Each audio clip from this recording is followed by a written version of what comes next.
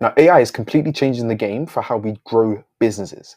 And in this video, I'm going to show you exactly how to use Deepseek to generate hyper-personalized emails that generate you a ton of leads for your company. And the best part is it is completely automated. Now, Deepseek just dropped a game-changing AI model in January called Deepseek R1, and it's already outperforming some of the biggest names out there. And the craziest part is that it's completely free. And in this video, I'll show you exactly how to use Deepseek to build these hyper-personalized emails that feel human and automate your outreach so you can land more leads without spending hours at your computer. Let's get into the video. All right, so let's get into the video. So before we actually get into kind of how to build these personalizations, I just want to cover kind of some theory, right? Because I think this is so important, and it's so important that you understand what goes into personalization for you to actually get results with it. What we don't want you to do is just extract random information that has no relevancy and put that into an email, because it's only going to hurt your results. I kid you not, one time I got an email and they were talking about something random about the university I went to go to, and I had no clue what they're talking about.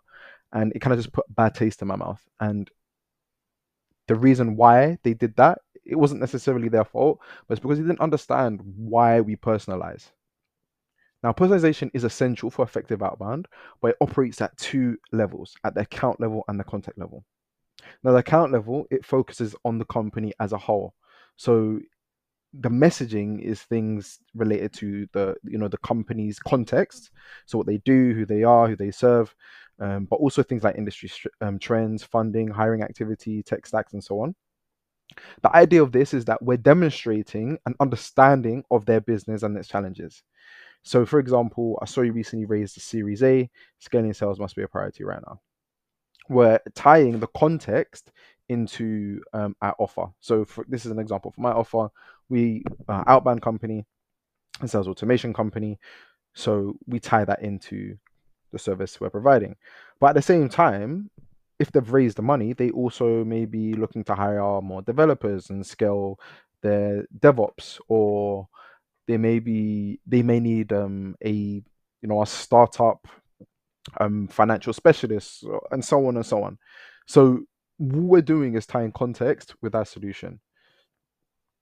Now, at contact level, we're focusing on the person.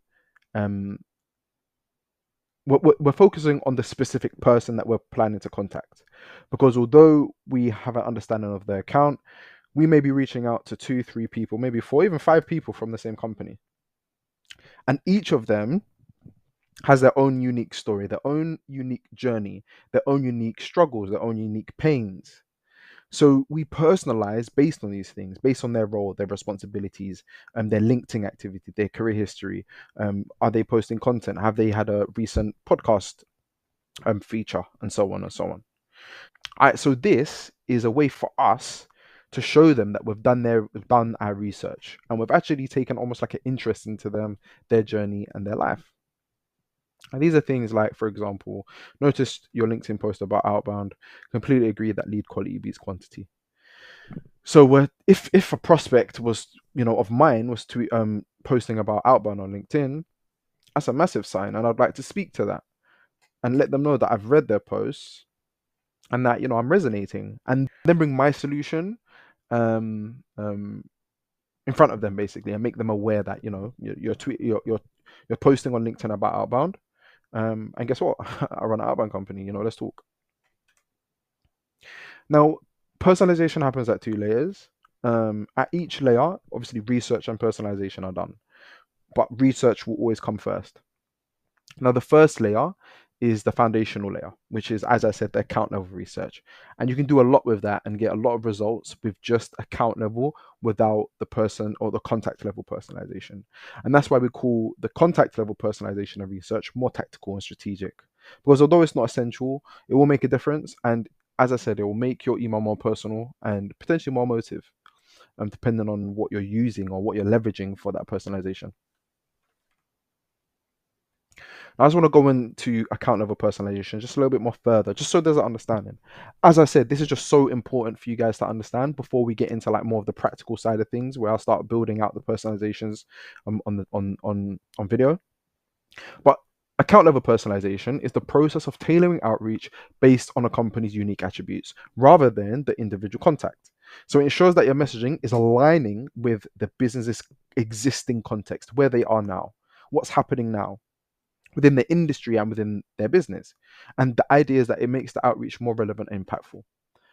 But account level personalization is more than just a messaging tactic, it is for research. So it's research first, personalization second, because we want to understand the company, and that understanding and that research will allow us to improve our targeting. So it will allow us to exclude or score accounts based on the research that we're doing, and allow us to qualify them.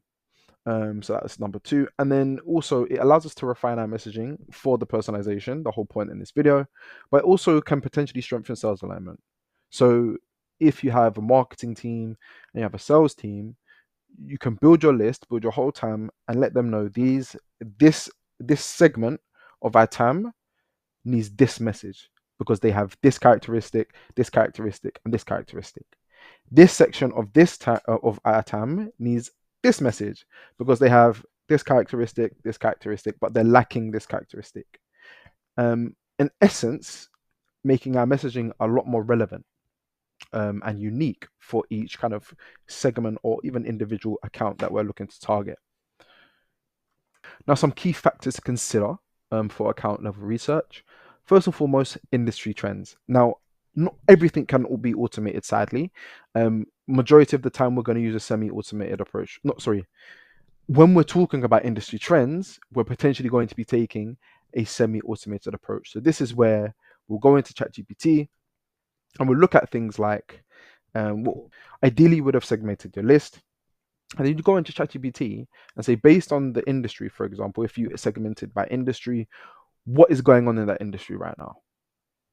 So what market shifts are happening right now?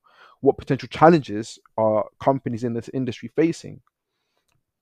How competitive is this industry? Are there any regulatory changes that could impact them?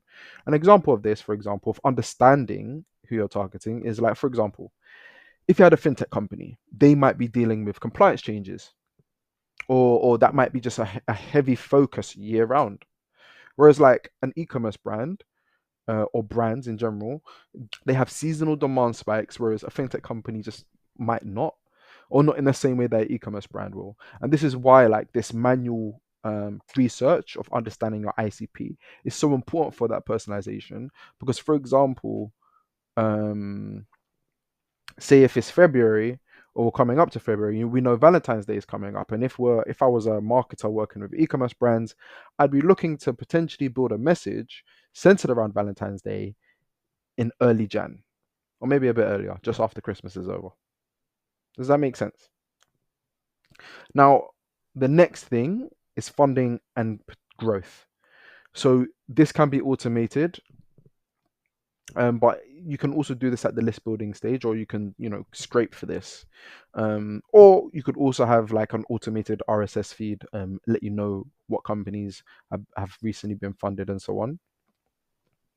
But the idea of this is you're going to look to see, has a company raised money recently?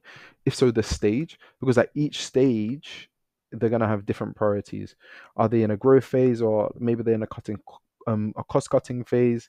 Maybe they're in a hiring phase. Like they could be in loads of different phases based on what stage they've raised.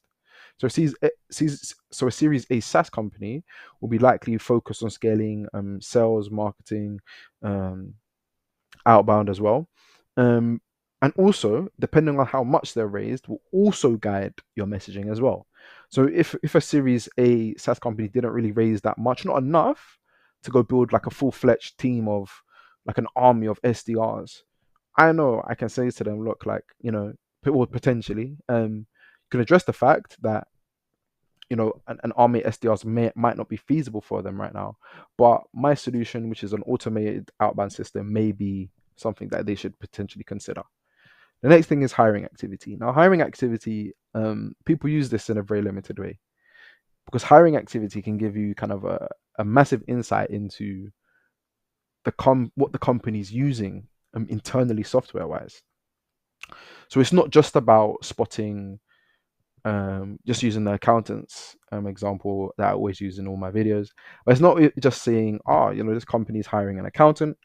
So as an accountancy firm, I should reach out to them and say, look, like, I'm an accountancy firm, I see you're hiring an accountant. Instead of hiring an accountant, you've got to make sure that they're trained. La la la. You can just hire us, and we can make sure that your accounts are squeaky clean 24/7. Rather than that happening, just that happening, what happens within like job posts is sometimes there's talk of internal software that is used. So typically, a company that is putting well written and thorough job posts out, they're going to write something like, we're looking to hire an accountant that is familiar with QuickBooks, which is an accountancy software, or familiar with Xero. Now, if I'm a competitor, so for example, if they say QuickBooks and I'm Xero, and I see that job post, I'm thinking, okay, they're actively using a competitor. We currently have a promotion going on. I could potentially try, do a switcheroo and get them to onboard or something like that. My point is that it will give you an idea of the tools they're using.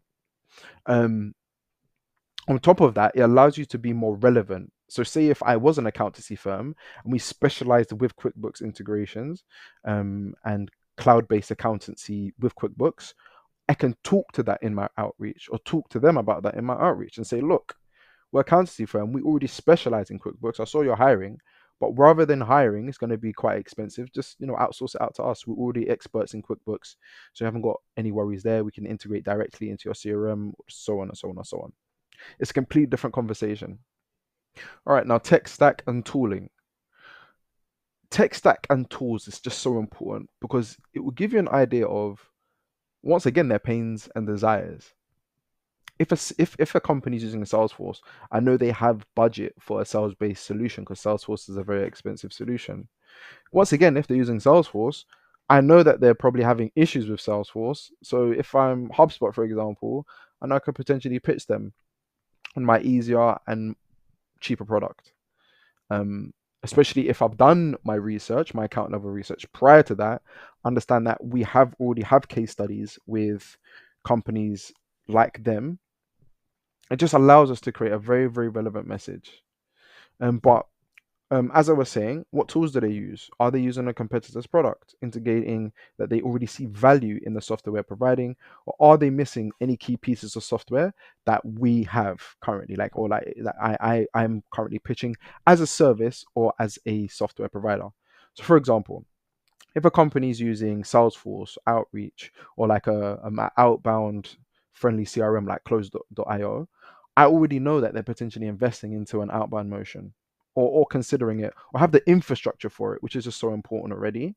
So this will help me make positioning 10 times easier, especially when I'm talking about potentially acquiring my service or acquiring my add-on solution to their CRM. Now it matters because, as I said, it increases response rates. It can shorten sales cycles because you understand them better, and they have the understanding that you understand them better. It lays a foundation for scoring and qualification, which is so important. And this kind of level of research is essential for the AI-powered personalization. Because without this data, without all of this information, there's nothing that we can, feed AI to start the personalization from. Now, some tools that you can use for account level research inside Clay and on their own. But what makes Clay great is that they aggregate all these tools, so you have access to all of these without the expensive subscriptions inside Clay already. So inside Clay, you can use tools such as BuiltWith. Now, BuiltWith, it helps you identify companies' tech stack. For how I understand it, they basically use their website body and extract information from there. HG Insights is very similar, but they can some way somehow tell you exactly what tools they're using internally. So not just the tools that are on the kind of like the base level of their website, but also what they're actually using, which is very powerful. You have Similar Web, which is website traffic, engagement metrics, and online presence, very similar to SEMrush, which is like website analytics. You have Dealroom, which allows you to find fundraising data, Google Maps to pull local business listings and reviews, Glassdoor, company insights and employee reviews, RB2B, although this is not research, I do think, or potentially it is, right? Because it's a signal. So RB2B allows you to de-anonymize your website visitors. So if they visit your website, you can enrich them inside Clay and kind of mark them, or make, either you do have the option to reach out to them straight away, but I would rather use this as building like a signaling profile for an account or for a contact. Then you have Google search and news, so you can use tools like serper.dev. Although they don't have native integration inside Clay, but very, very powerful tool. It basically allows you to automatically search Google, but you can also use RSS fields to keep track of things like funding announcements, compliance news, and just anything. Like if you're a PR firm, you can keep track of people that are actively posting or publishing PR, and potentially reach out to them and say, we have a better price, or we have access to better news outlets, and so on. And finally, Apify. Apify is basically a scraping marketplace. It's very, very powerful. They have a native Clay integration as well, and it's just such a powerful solution, because you can do things like you can scrape Google ads, Meta ads, and just so many other things. Like I'm not doing it any justice by just listing them too, but yeah, like very powerful. What I'm going to be doing is linking the template, which I'm about to go into now, to build the personalizations. I'm going to link the template in the description along with the slides. So I'm going to link it inside the slides. So you don't have to worry about taking notes. You can get access to all of this information as well as the Clay template. So you can go away and build the template, or just, plug and play and start, personalizing your emails yourself. So don't worry about taking notes or worry about how can I access this information. I'm going to link it all in the description so you have access to it. So let's go into Clay and start our account level research, basically to set the foundation of our personalization. We're also going to do some personalization as well, but like I said, just at the account level. So let's get into it. All right, so I'm just going to break down this table, okay? So first and foremost, we built the list inside Clay. We didn't use Apollo and then import anything like that. All of this data is from Clay. And once again, we're staying with the accountancy niche. And pretty much I have put this table together just very, very quickly. And I'm pretending as if I was going to do some form of cold outreach to accountancy companies. Like I said, this is very fast. Typically, I'd put a lot more effort into it. I just wanted you guys to get an example of like how you can use Deepseek, or AI inside Clay, and how you could like put it all together. But yeah, first and foremost, the typical size of these companies is ranging from 2 to 200 employees. As I said, they're accountancy niche and they're located in the US. Now, Clay has been so wonderful to give us loads of different data points that we're going to use later in this table. But the first thing that I did was scrape the website. Now, some people would typically just use Clayagent, which is Clay's AI-powered web scraper. You can search the internet, you can go on websites and extract information and put it inside Clay. But what I like to do is scrape. The reason why I like to scrape is because I'm a big believer in owning the data. Because yes, we could go into Clayagent and do this, for example, figure out if they are really an accountancy firm or not, or if they're within our ACP or not. We could use Clayagent for that. But in my opinion, it's 10 times better for us to scrape the information and then run it against Deepseek, for example, and do the categorization that way. Because it means that we don't have to run Clayagent again at a later stage to do things like do things like further personalization or summarization or further analysis. Instead, we scrape once, and then we can use cheaper models other than Clayagent, because Clayagent actually costs you more to run than just running it against like the GPT API or the Deepseek API. So once we scrape the data, we then ran the description provided that was provided by Clay and the website body that we scraped, and basically asked Deepseek, is this within our ICP? In this case, it was tax and accountancy companies. I do think we have some false positives or false falses, because I haven't like sat and optimized the prompt. But the point is here is that you can use Deepseek to actually categorize and kind of qualify your list before you've even reached out to it. Here's another reason why scraping is so important. I've actually been able to extract some very, very useful information from scraping the website. And this is the tools that the accountancy or tax companies are using. And we're going to leverage this later in kind of the creation of our email and our outreach. So what I've done is create a formula and basically asked the formula to extract key softwares that accountancies typically use. Now, the reason why this is important is because accountants typically tie themselves to a specific cloud-based software. So whether it's Sage, Xero, QuickBooks, and sometimes they use that as a marketing angle, because typically if you're using QuickBooks as in your business, then you should have an accountancy company that specializes in QuickBooks, and vice versa for the other tools. And we're going to speak to that in our outreach, and this is what is going to increase that relevance. Then for the companies that we couldn't find a keyword for, we then went to HG Insights to actually try we'll access their data to give us the information. And then we found a few as well. Then we basically join the keyword output and the HG Insights output into one column. And the columns that we just don't have no information on in terms of software, we've asked it just to respond NA. Then we ran a prompt, or we ran the description and the scraped data, and gave it to Deepseek and basically asked it to come up with a summarization of what the company does.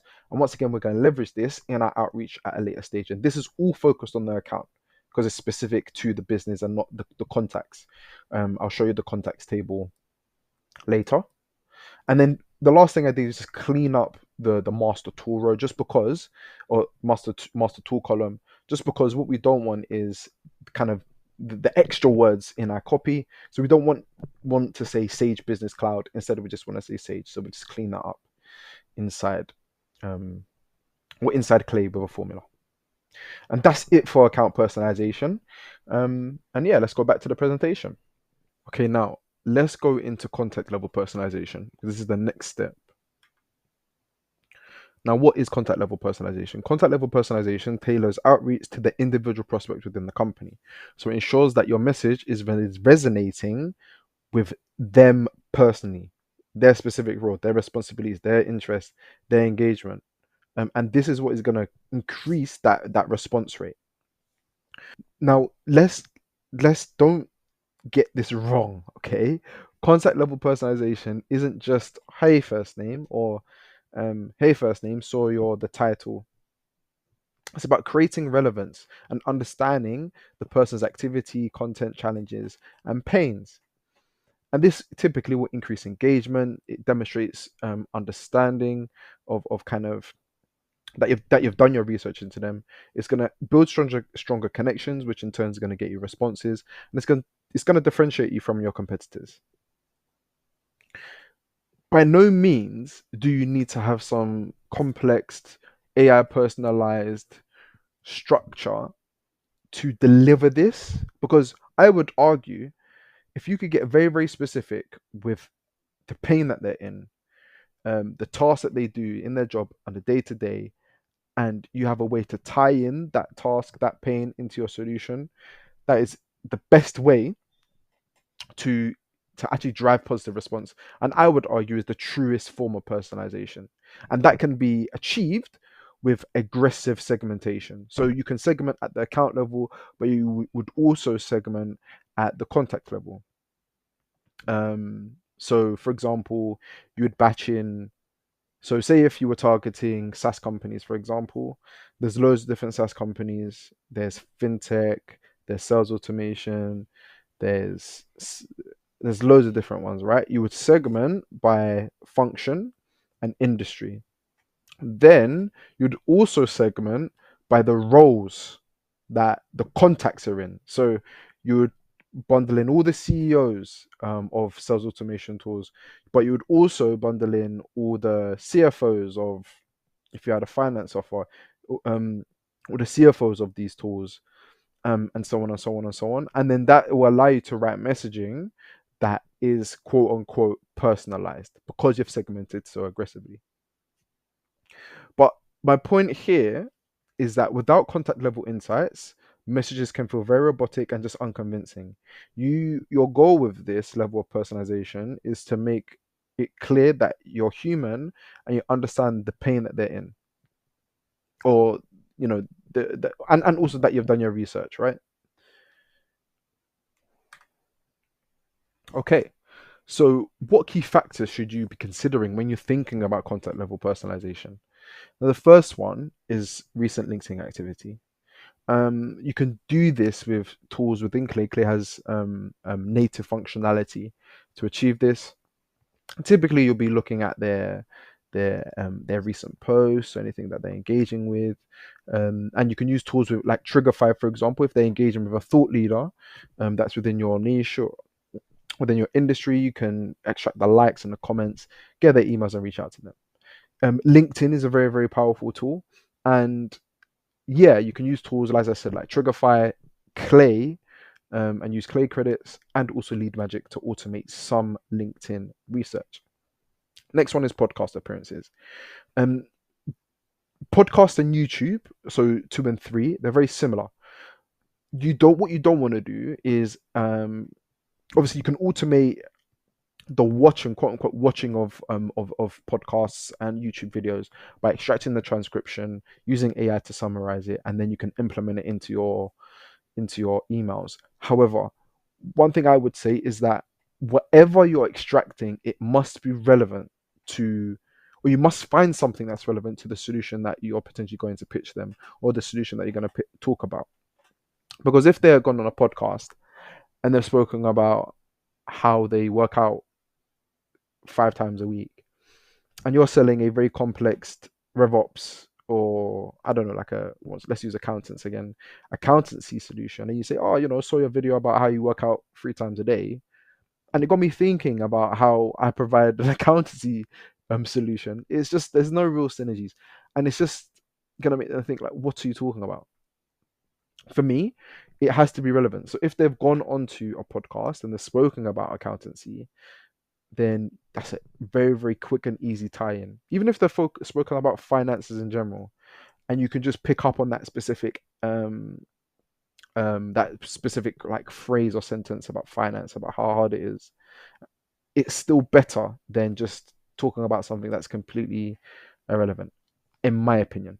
Other people say otherwise.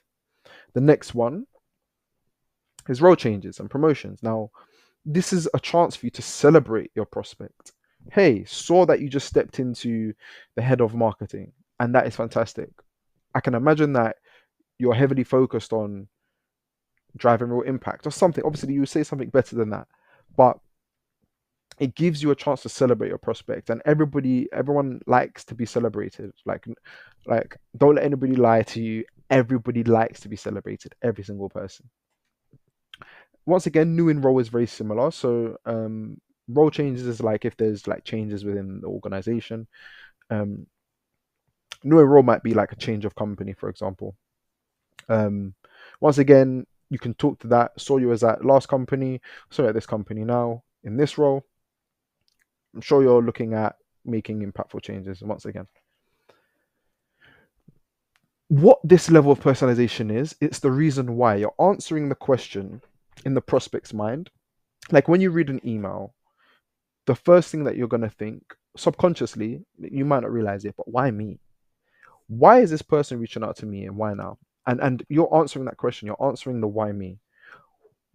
Why is this person reaching out to me? Oh, they saw my LinkedIn post, or they saw me engage. Why are they reaching out to me? Oh, they saw my podcast and what I said really resonated with them. Why me? Oh, they saw that I've recently changed, or I've recently got a promotion. Okay, that makes sense. And so on and so on.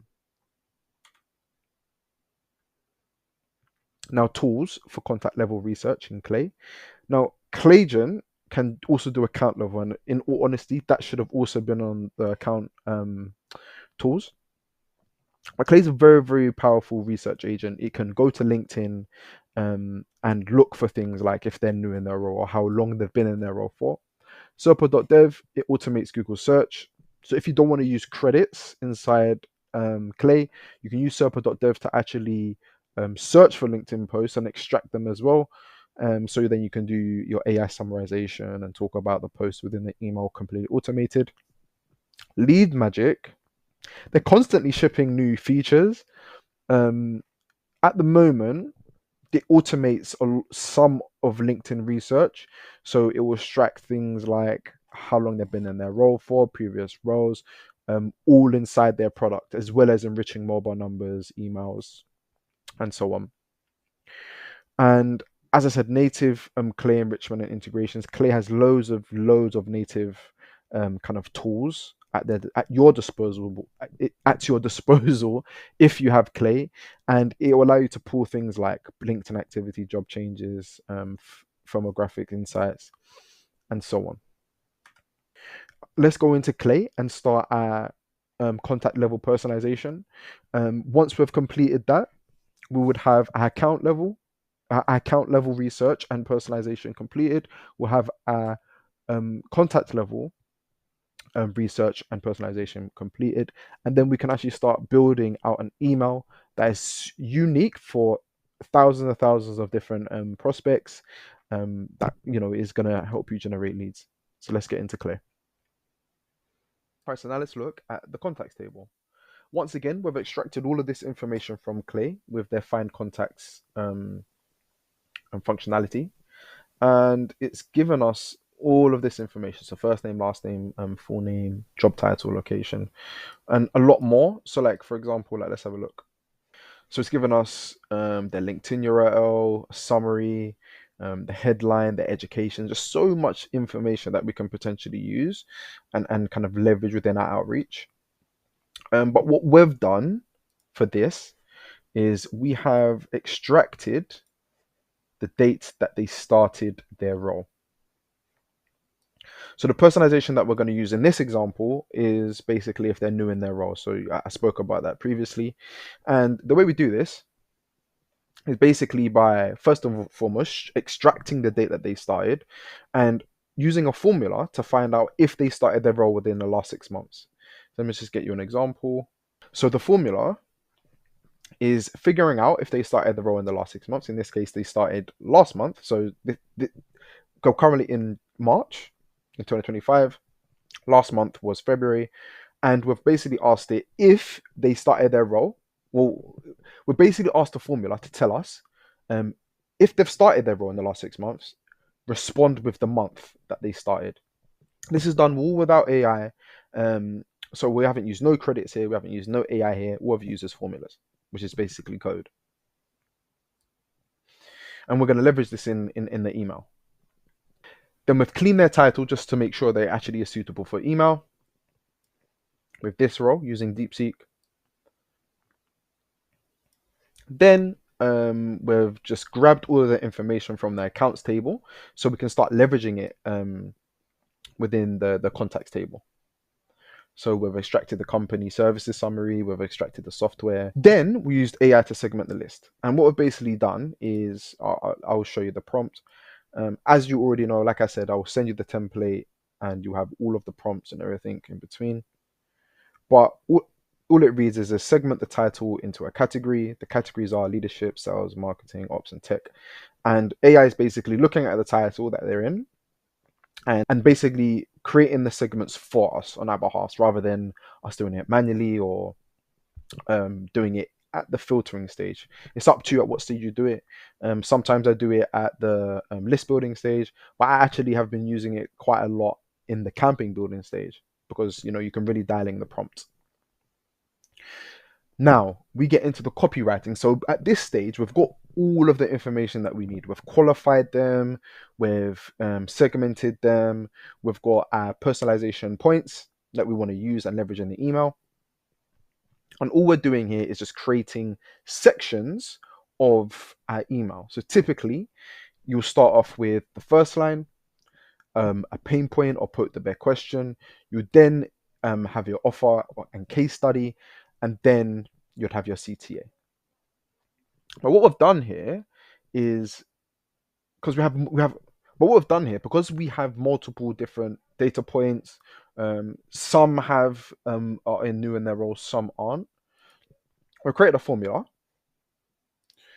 which allows us to have both variables in one column or in one cell. Sorry.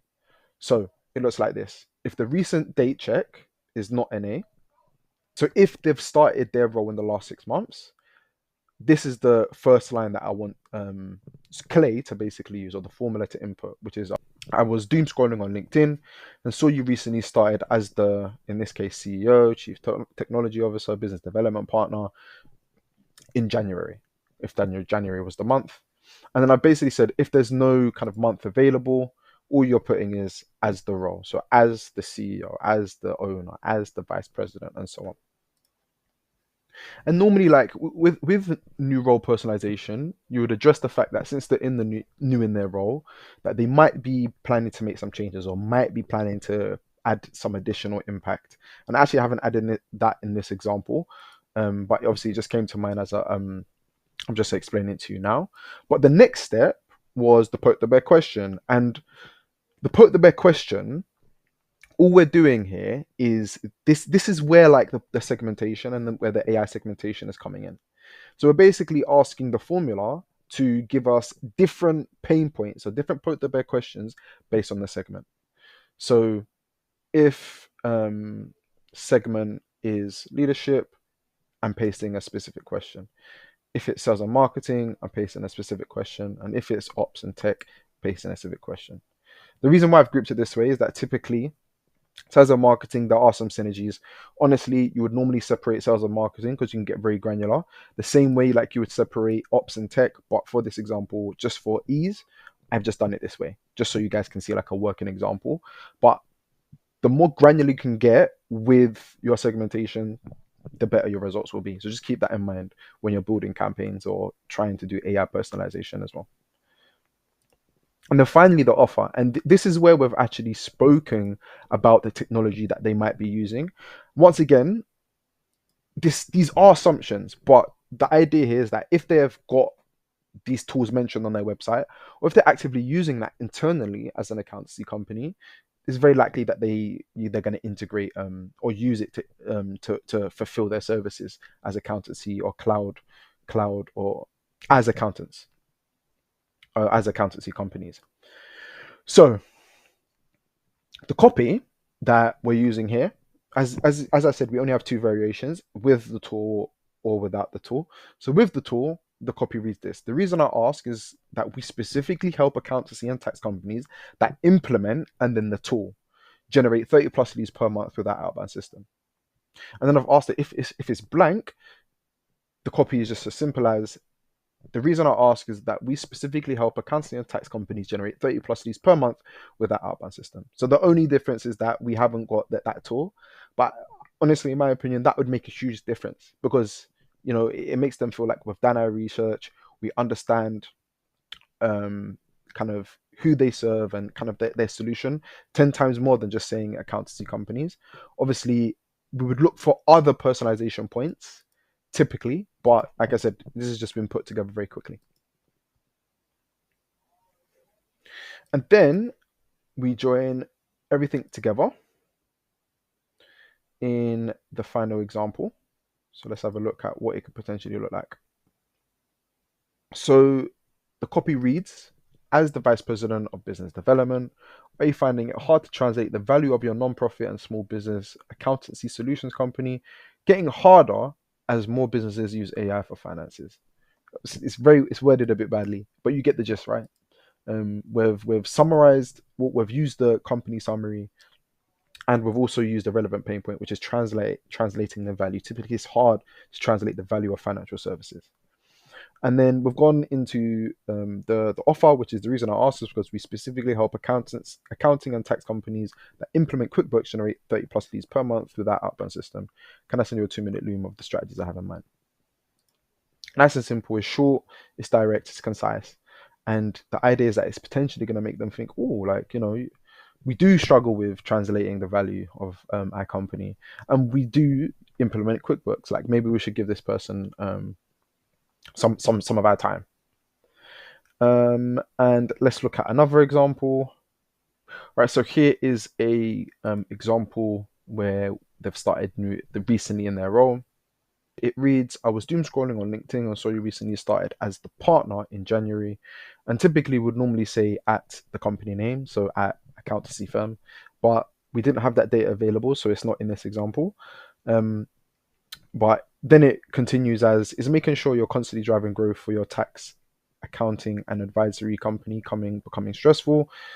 The reason I ask is because we specifically help accountancy and tax companies generate 30 plus leads per month with our outbound system, and so on and so on and so on. And that's it really. And that's just a very quick and very basic example of how you can actually generate very, very relevant copy using Deepseek with Inside Clay, and using some custom formulas, scraping as well. All right, so thank you so much for watching. If you want to stay updated with everything that's going on at Assisted, or you want the latest insights on outbound and AI-powered lead generation, please subscribe to my newsletter. It will be in the description. You can access all of the resources and the slides and the Clay templates in the description as well. If you're interested in scaling your outbound processes, please apply to work with us below in the description. And as always, please like and subscribe if you found this valuable and you want to see more videos from Assisted and myself. Thank you for watching and love you lots. Bye bye.